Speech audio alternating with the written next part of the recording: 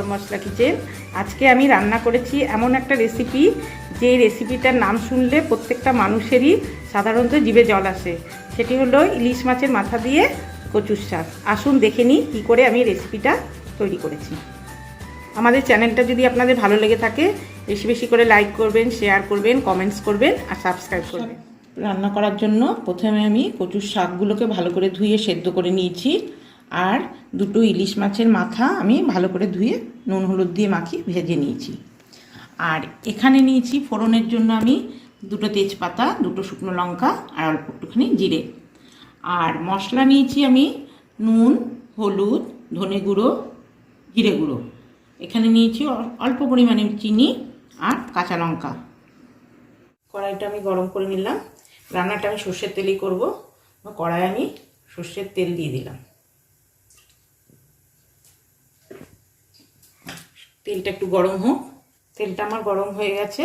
এবার এর মধ্যে আমি দেবো দুটো শুকনো লঙ্কা, দুটো তেজপাতা।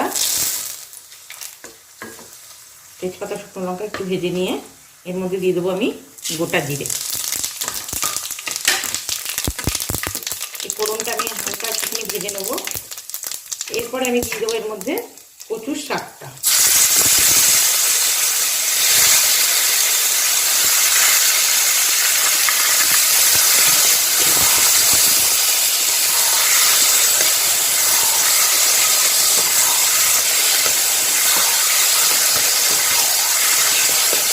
কচুর শাকটা আগের থেকে আমি সেদ্ধ করে রেখে দিয়েছি, এখানে এটা আমার বেশিক্ষণ লাগবে না।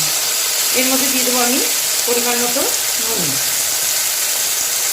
আর দিয়ে দেবো হলুদ গুঁড়ো।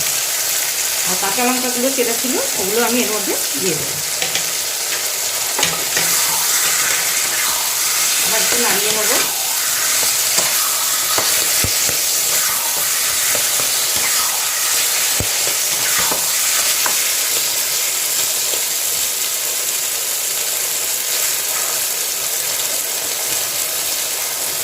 নুনগুলো দিয়ে আমি ভেজে নিলাম।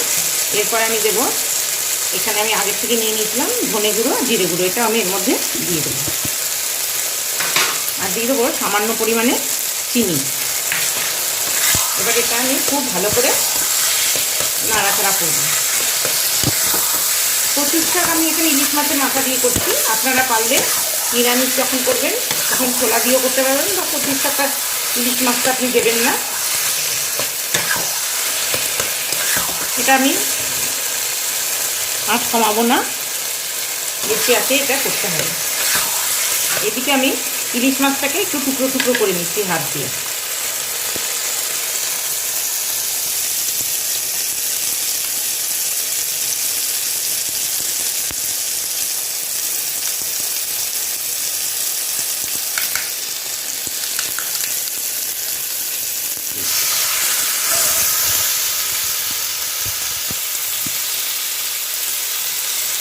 দেখুন হয়ে গেছে আমার কচুর শাক রান্না। কচুর শাক যখন আপনারা সেদ্ধ করবেন একরকম কালার থাকবে, যখন দেখবেন কচুর শাকের কালারটা চেঞ্জ হয়ে এসছে, ভাজা ভাজা হয়ে গেছে, তেল ছেড়ে দিয়েছে, তখন বুঝে যাবেন আপনার কচুর শাকটা হয়ে গেছে। আমার কচুর শাক। এবার আমি গ্যাসটা অফ করে নামিয়ে নেব।